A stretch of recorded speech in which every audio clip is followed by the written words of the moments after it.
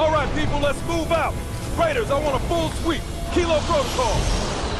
With just a couple of weeks until we all get on the bus to Helgen for another round of intergalactic war and shouting, we took a trip to Killzone 3 developer Guerrilla for one last look at the game before we crack out the review hammer. There we had the chance to speak to game director Mathis de Jong, who told us that the big thing the team wanted to achieve with the game was to up the variety scene in Killzone 2. Looking back at the feedback we got from gamers and from the press, in Killzone 2 there's stuff missing, like a lot of variety in the single player campaign. Some people said like there's a lack of co-op. I would really love to play this game in co-op. There were also some problems with the controls, as everybody knows. So those were like key points that we decided to focus on at an early point, and especially variety. We focused on many things like the enemy types, weapons, environments, gameplay experiences throughout the campaign. The challenges that we had, well, as always, was definitely time.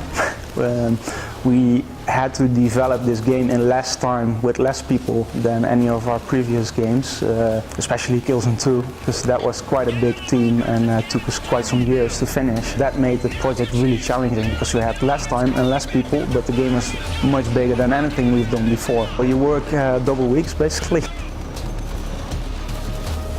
Most of the people in the company haven't ever done so much overtime. Just let it go, man. But that's not just because the schedules demand that. It's also because just people want to polish it, basically make the game really good. Past the grimy generation-leading graphics, one of the most visually remarkable things about the third Killzone game is its use of 3D. Speaking as tri-dimensional skeptics, even we thought it was outstanding, head and shoulders above the other examples we've seen so far. What makes it so good? I think with our 3D implementation, it's the same as with all the other features in the game. As when we want to do something like that, we want to do it really well, and we want to basically be the best in doing this. So our ambition is always basically through the roof.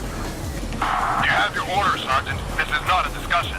Our technical people are really skilled, and we started work on 3D quite early on this project as well, so it has been in development for quite a time, and because it's a first-person shooter, 3D seems to work much better than third person, because you can get really close to objects, and the closer you can get your camera to an object, the better the 3D effect works. What is quite funny is also to see people play 3D, that they actually start staring at stupid objects that are in the world that are not interesting at all, but because it's 3D, it's suddenly they become interesting and they have like an additional layer of information in them.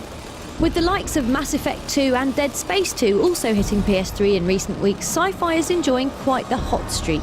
What does it offer creatively as a genre? I think sci-fi is interesting, and especially the mix that we have in Killzone 3, where it's like a certain level of realism, and then we throw in some sci-fi as well.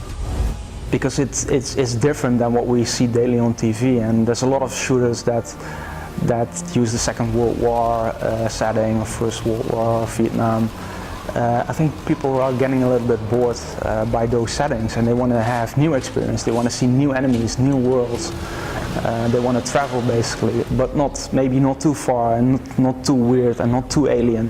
So I think with Killzone we'll really try to appeal to sort of something in the middle, where it doesn't feel like it's completely like a fantasy world, and it still feels like it could be you playing that, fighting there basically.